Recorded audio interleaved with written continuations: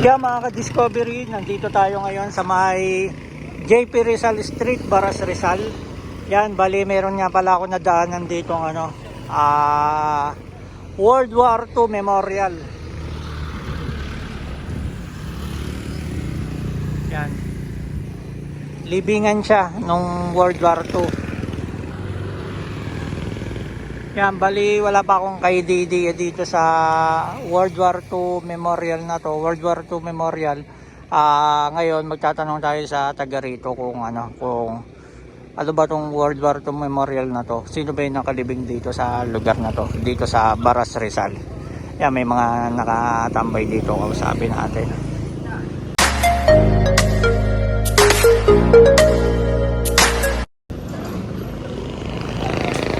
Yan, makasaysayang kasi itong ano na to, itong pag sinabing World War II ay napaka makasaysayan niya. Kaya alamin natin yung kasaysayan na itong ano na to, itong lugar na to dito sa Baras Rizal.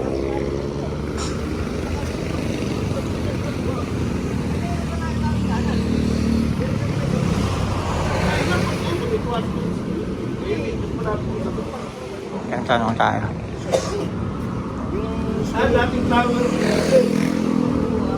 Kuya, ano po ito? Libingan ng World... ano po yan? Sino po nakalibing dyan? Simbolo. Wala ko may nakalibing eh. Nakalagay kasi memorial eh. Japanese symbolic na yan. Japanese. Yan ang may-ari na veteran. Veterans. Pero hapon. Veterans. Veterans. Panahon ng hapon. Panahon ng hapon. Akala ko libingan.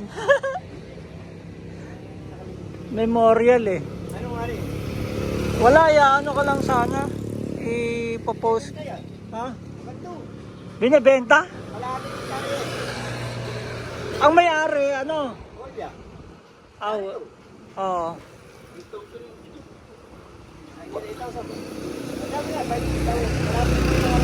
Ibig sabihin na to, ano, hapon, yung... Kuya, yung revolta na yun, hapon yun. Japanese. Pilipino, okay. Na lumaban sa mga hapon, no? Anong pangalan po? Golya. Golya? Oo nga eh. Kaso lock eh. Parang ano siya, kuya, bayani, no? Bayani ng Baras. Hindi naman bayani yan eh, veteran. Veterans. Pero lumaban din sa mga hapon, ano? Isang tao lang yung lupa yan, kaya... baka hindi na natin, baka girilyang manok lang eh. Isusum ko na lang, basahin ko. Sige po. Sige, thank you. Yan, lapitan natin. Ano pala to? Sundalo ata o girilya na lumaban sa mga hapon. Lalapitan natin.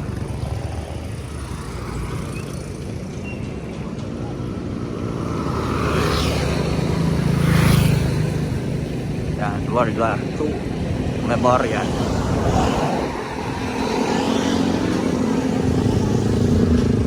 Yan, basahin natin yung ano, napakalayo kasi.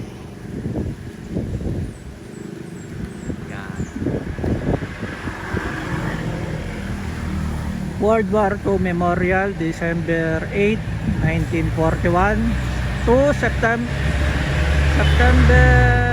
2 to 1945.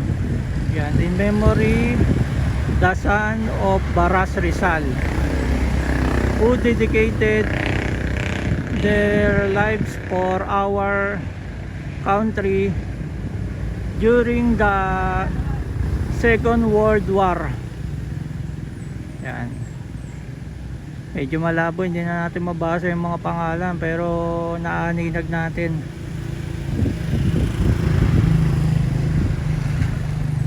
Ayun. Golya.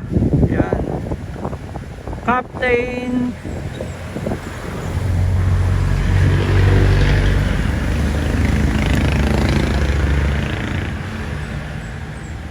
Yan, isa to sa ano, sa mga lumaban sa mga Hapon. Ito si ano, Golia. Hindi natin alam kung official ba to. Pero kitang-kita naman ano siya. Sundalo, ayan oh. Naka-uniforme siya ng ano, ng army at naka may award siya na nakalagay sa ano niya, dibdib. Yan, sundalo to na lumaban sa mga Hapon na taga rito sa Baras Rizal. Yan, ginawan siya ng pagkilala. Yan, pag ano, i-research din natin yung pinaka ano niya, pinaka kasaysayan na itong ano na to, itong monumento na to na tinayo dito sa gilid ng JP Rizal, Baras Rizal. Yan mga ka-discovery, hindi alam ng mga taga rito kung sino tong ano na to, o ano yung naiambag na ito, pero meron siyang memorial dito sa Baras Rizal. Yan, hindi nila alam, hindi nila kilala yung naiambag na itong tao na to. Kaya yung mga taga rito ay ano, ay hindi nila alam ang history itong ano. Kuya, ano pala yan? Captain Golia, kapitan. Mataas pala ranggo. Kaso labo na. Ang labo na nung lapit niya eh. Di nga mabasa yung labo. Nakuha ko yung ranggo niya saka yung ano, yung first name malabo na. Air Force. Air Force yan. Oo. Ano yun eh? Namatay nga yung ano yan. Aeroplano. Oo. Namatay na aeroplano. Aeroplano. Nagpas ano? Yun. Royal Airlines. Oo. Nagpas yung aeroplano. Ano to, namatay siguro ng World War II, no? Hindi, kailan lang. Kasi nga yung kuya niyan. Ganon? Dalawa silang nag-training. Yung ano, Erwin. Pero matagal na nakatayo to, memorial. Yung mga 15 years. Meron na yan. Okay. Ito na yan, si Erwin. Kasi yung pangalan si Felix. 15 years na nakatayo to. Mahigit pa. Mahigit pa. Ibig sabihin, buhay pa, no? Meron na niyan, no? Alam ko kasi mga pinapatayuan niyan, patay na eh. Patay na. Parang kumbaga sa ano lang.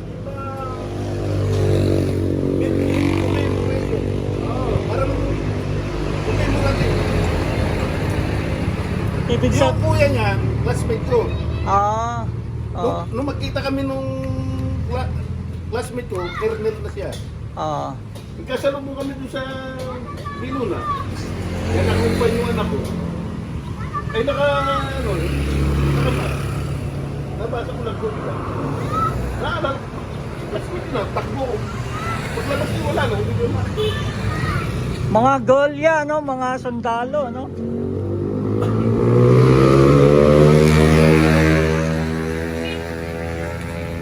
Sige po, kuya. Thank you. Mayor yan. Salamat. Konting kasaysayan.